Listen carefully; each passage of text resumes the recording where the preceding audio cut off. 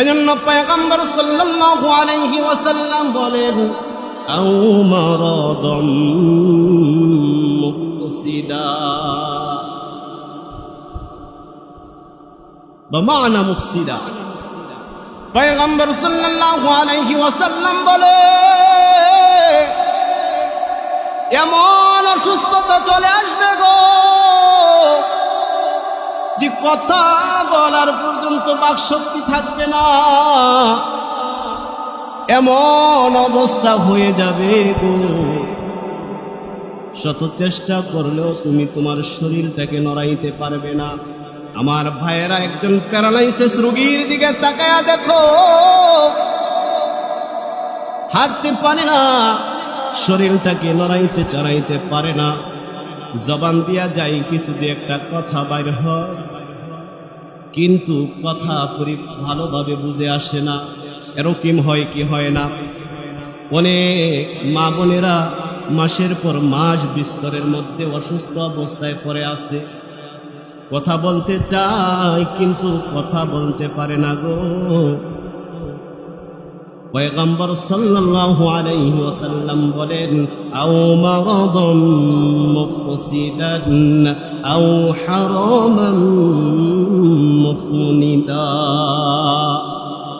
এমন বুড়াপা চলে আসবে তুমি শত চেষ্টা করলে এক কদম সামনে অগ্রসর হতে পারবে না। হাঁটার জন্য চেষ্টা করবে কিন্তু হাঁটতে পারবে না। ও আনন্দনগরের যুবক ভাইয়েরা, মুরব্বী বামারা, পর্দার আড়ালের মা ও বোনেরা গো, আজকে তুমি যেই পজিশনে আছো এটা তো নাও থাকতে পারে। এই জন্য আল্লাহ রাব্বুল আলামিন বলে, দেরি করা যাবে না যে মাগফিরাত নামের প্রতিযোগিতায় তুমি অংশগ্রহণ করো, নেক আমল করতে থাকো। যদি অসুস্থ হয়ে যাও, ইবাদত বন্দেগী করা তোমার পক্ষে সম্ভব হবে না। পয়গম্বর সাল্লাল্লাহু আলাইহি ওয়াসাল্লাম বলেন, হাল ইয়াগতাজিরুন, কোন জিনিসের অপেক্ষা করতেছে, কোন জিনিস তোমাকে ঢুকায় ফেলাইছে, বাধা দিতেছে। আজকে তুমি টাকা পয়সার লক্ষ লক্ষ কোটি কোটি টাকার মালিক হইলা, এমনও তো হতে পারে এই টাকা পয়সা তোমার নাও থাকতে পারে, ফকির হয়ে যাইতে পারো। এই জন্য পয়গম্বর সাল্লাল্লাহু আলাইহি ওয়াসাল্লাম বলেন, ইল্লা ফাকরাম মানসিয়া, যে ফকির হওয়ার কারণে, টাকা পয়সা না থাকার কারণে তুমি ইবাদত বন্দেগী করতে পারবে না। আবার উল্টাও হতে পারে গো, আল্লাহ তাআলা তোমাকে যে ধন সম্পদ দিল তার চাইতে আরো দ্বিগুণ দিতে পারেন কি পারেন না? আল্লাহ তাআলার কি ওই শক্তি ক্ষমতা আছে কি নাই? এজন্য পয়গম্বর সাল্লাল্লাহু আলাইহি ওয়াসাল্লাম বলেন, আও গিনাম মুতাগিয়া, টাকা পয়সা আল্লাহ তাআলা দিছে, তারপরে আরো তোমার ধন সম্পদকে বাড়ায় দিল। ধন সম্পদ বেড়ে যাওয়ার কারণে গো তোমার মধ্যে নাফরমানি বেড়ে যাবে। নাফরমানি যদি বেড়ে যায় তুমি ইবাদত বন্দেগী করতে পারবে না। এজন্য আল্লাহ তাআলা বলে, মাগফিরাত নামের প্রতিযোগিতায় অংশগ্রহণ করো। যারা নেক আমল করবে আমি আল্লাহ তাআলা তাদের জন্য জান্নাত ঠিক করে রেখেছি। বলেন সুবহানাল্লাহ।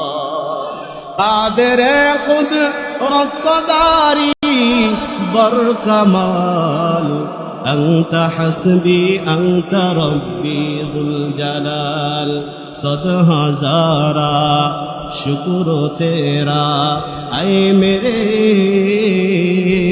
پروردگار, صد ہزارا شکر تیرا اے میرے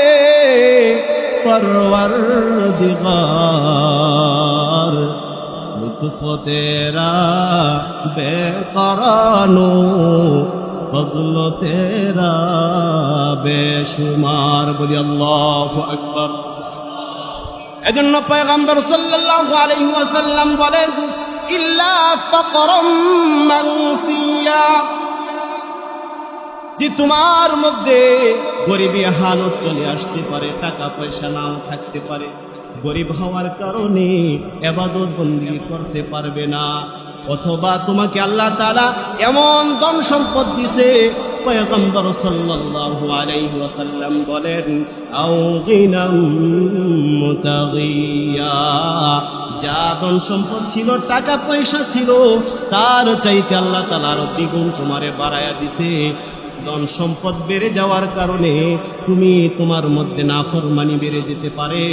এই জন্য আমার ভাইয়েরা, এখন আর বসে থাকার সময় নয়, যে যেভাবে পারো ইবাদত বندگی করে, কার চাইতে কে বেশি নেকি কামায়া জান্নাতে যেতে পারো, এটাই হলো